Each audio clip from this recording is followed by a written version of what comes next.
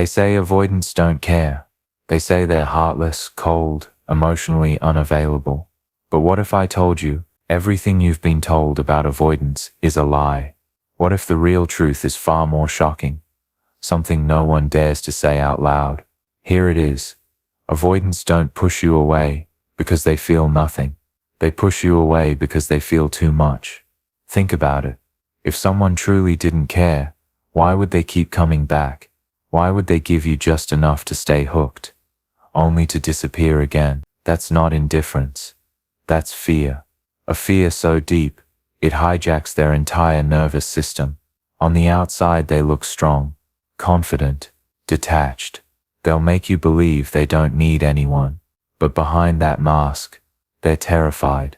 Terrified that if they let you all the way in, you'll see the parts of them they can't even face themselves. Terrified that love will suffocate them, control them, or worse, abandon them. Here's the paradox. Avoidants crave love just as much as you do. They want intimacy. They dream of safety, of connection. But the very thing they desire is the very thing they run from. That's why they confuse you. That's why they'll hold your hand today and vanish tomorrow. And here's the most brutal truth. The more you chase them, the faster they disappear. The closer you get, the more dangerous you feel to them. Not because you're unworthy, but because your closeness forces them to face the one thing they fear most themselves. In this video, I'm going to reveal the shocking truth about avoidance, the truth hidden beneath every mixed signal, every silence, every sudden withdrawal. Watch closely, because once you see it, you'll never look at avoidance the same way again. Look at an avoidant from the outside, and you'll swear you've met the strongest person in the room. Calm, composed, charming. They'll tell you how much they value freedom, how important boundaries are, how they've learned not to rush, and you'll believe them, because their balance is magnetic, present enough to feel safe, distant enough to keep you guessing. But here's the part no one dares to say, that independence is not confidence. It's camouflage. It's not strength. It's survival. Behind that steady smile is a nervous system wired for danger. Their body has learned to read closeness as a threat. Intimacy feels less like love and more like walking into a burning house. So what do? They master the art of looking untouchable. Every "I'm fine" is a shield. Every "I just need space" is armor. And the performance is flawless. You think you've found someone who doesn't need anyone, when in reality you've found someone terrified of ever truly needing you. Watch closely, and you'll see the trick. They give you just enough to stay hooked. Little doses of safe intimacy.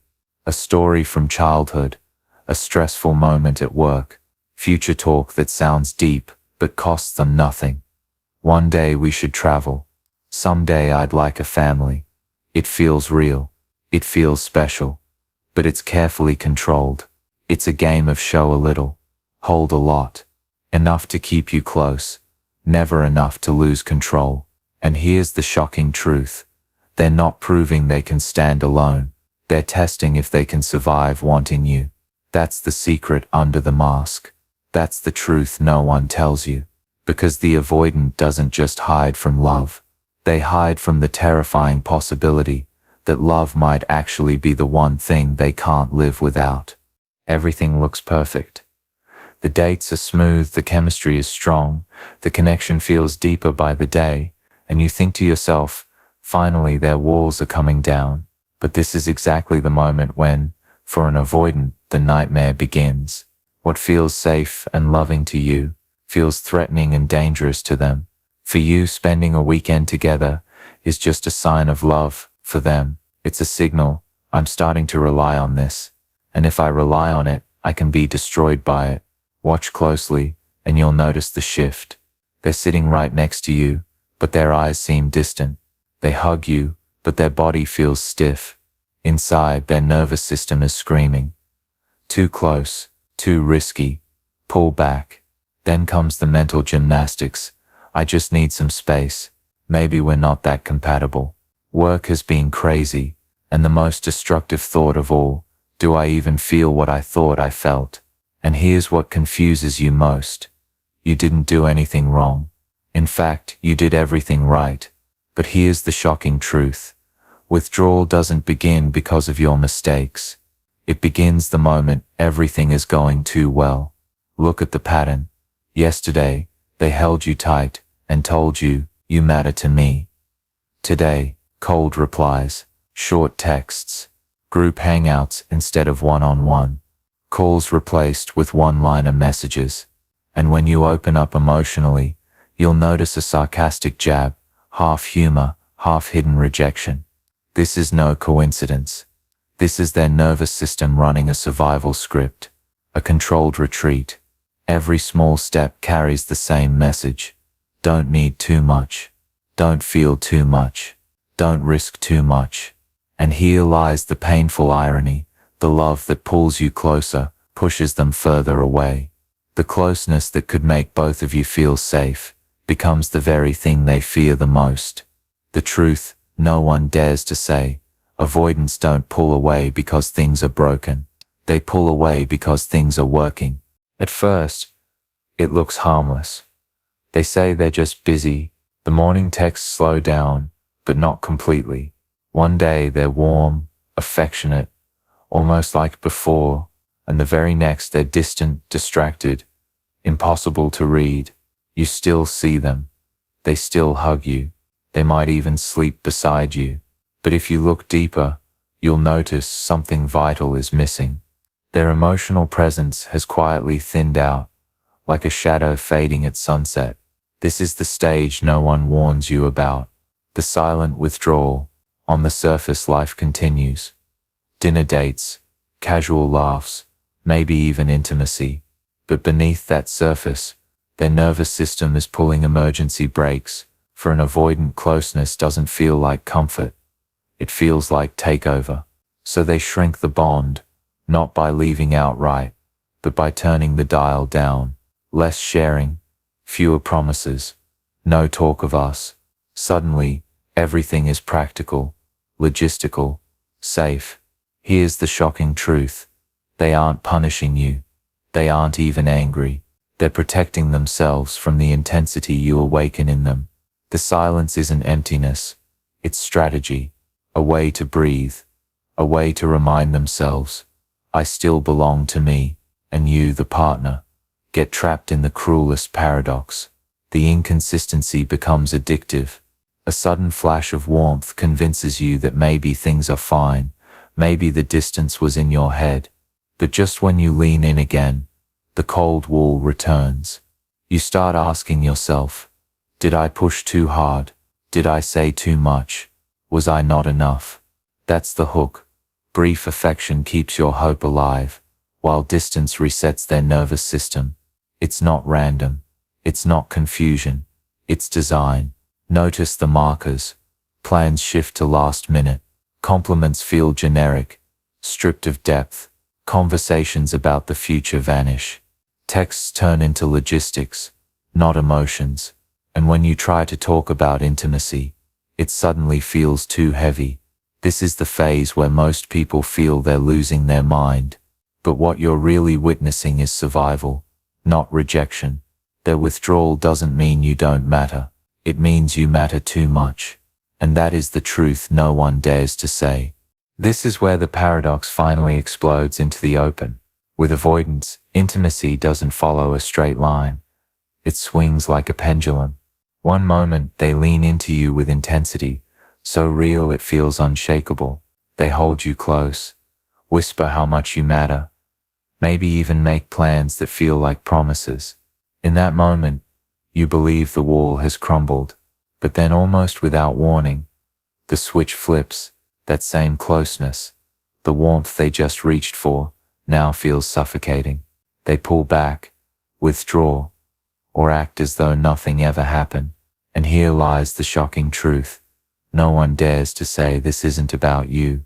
It's the battlefield between their heart and their survival system.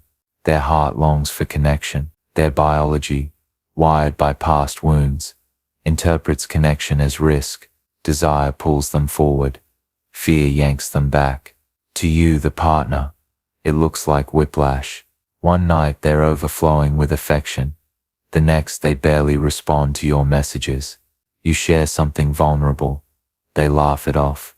You get a tender "I miss you," followed days later by silence. It's not random.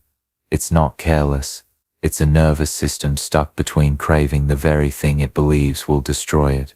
This pull becomes the hook. The brief closeness keeps your hope alive, while the withdrawal leaves you chasing the connection you just tasted. And the more you chase, the more they retreat, confirming their deepest fear that love equals pressure and pressure equals danger. What's most disorienting is that both sides are true. They do want you. They do fear you. They aren't lying when they say they care. They aren't pretending when they pull away. They're caught in a paradox of love. Intimacy is their deepest desire and their greatest threat. The cycle continues until someone breaks. For you, it's the exhaustion of feeling rejected and confused. For them, it's the unbearable tension of holding two opposite truths in the same body. And this is the shocking truth about avoidance. What no one dares to say out loud. The distance doesn't come from lack of love. It comes from too much fear. And in their world, fear always wins. Unless something changes. Every pull has a limit.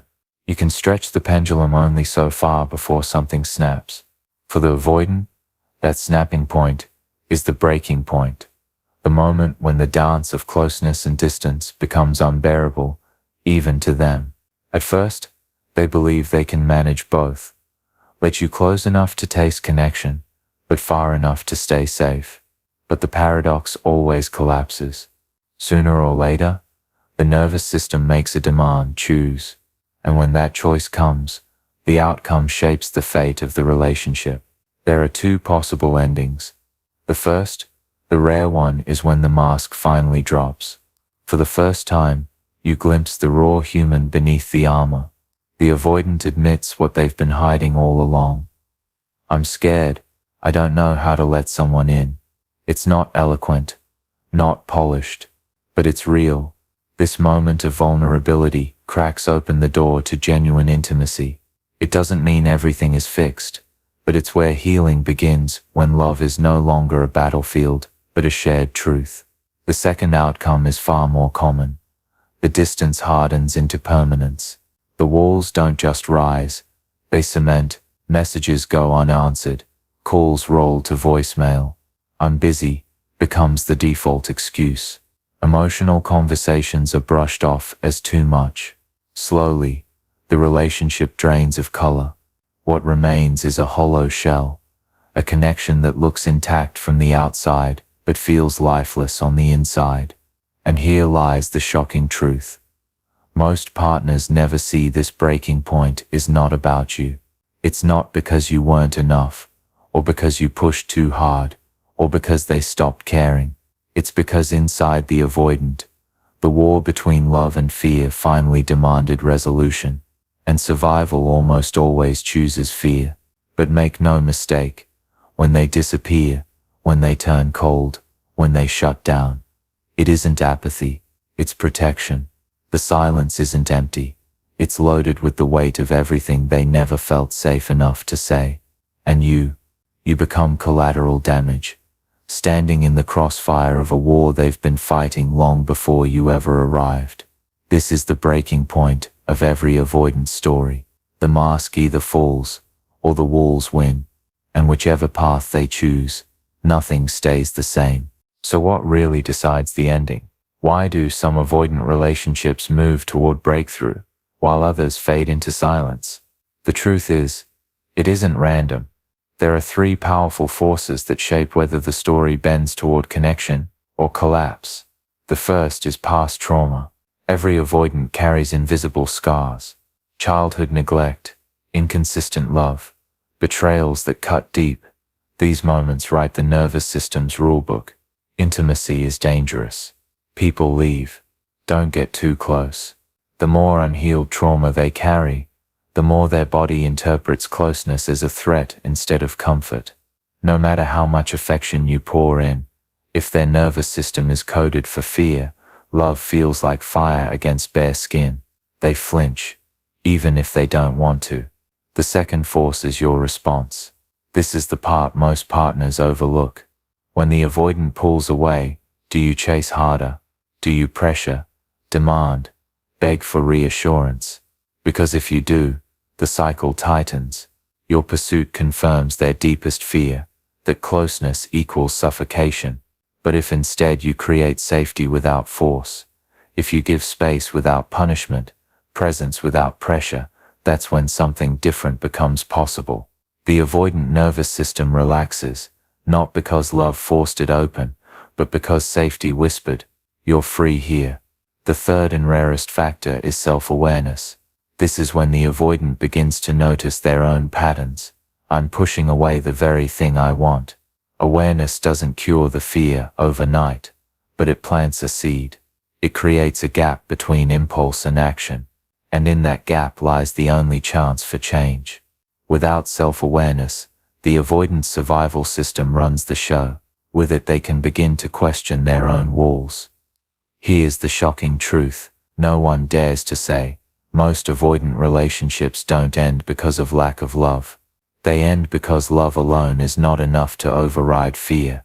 You can love them with everything you have, but until the fear is faced, internally, not externally, the cycle repeats. Pull, push, distance, silence, again and again. So the final ending of every avoidant relationship comes down to this past trauma, partner response, and self-awareness. If these align, there's a chance for breakthrough. If they don't, there's only one direction left: distance. Because in the world of avoidance, love may open the door, but only safety keeps it from slamming shut. Here's the shocking truth. Stripped down to one line, avoidant relationships don't die from lack of love. They die because fear wins more often than love does. That's it. That's the core. Nobody wants to say out loud, because love stories are supposed to end in togetherness. We want to believe love conquers all, but in the world of avoidance, it doesn't.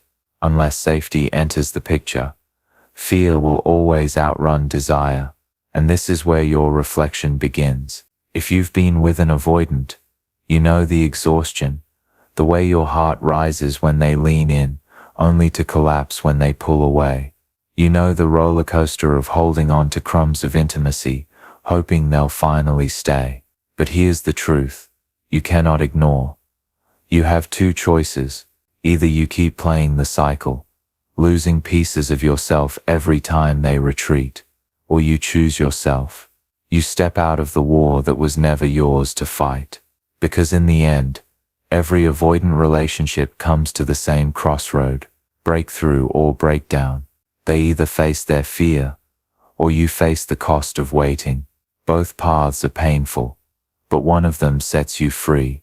So when the silence comes, when the push-pull becomes unbearable, remember this: their distance is not proof of your unworthiness. It's proof of their fear, and fear is not yours to fix. The final ending will always circle back to you. Do you keep chasing a heart that runs, or do you turn inward, choose your own peace, and finally step off the cycle? That's the truth. That's the choice. And it's the one only you can make.